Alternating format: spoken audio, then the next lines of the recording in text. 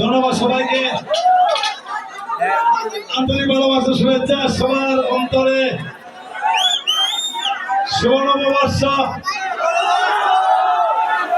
সেই বৈশাখ, যে বৈশাখ আমরা সেই 50 বছর জীবন ভরে আমরা পাল্টা যাচ্ছি, এই বৈশাখ করে আসছি।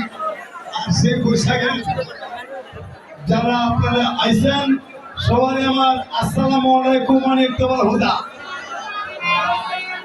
সারা ভারত হিন্দু, সারদাত মুসলমান, শেখ মোগল সৈয়দ পাঠান যারা আজকে মঞ্চে আইসেন সবাই আমার সালাম গ্রহণ করছেন।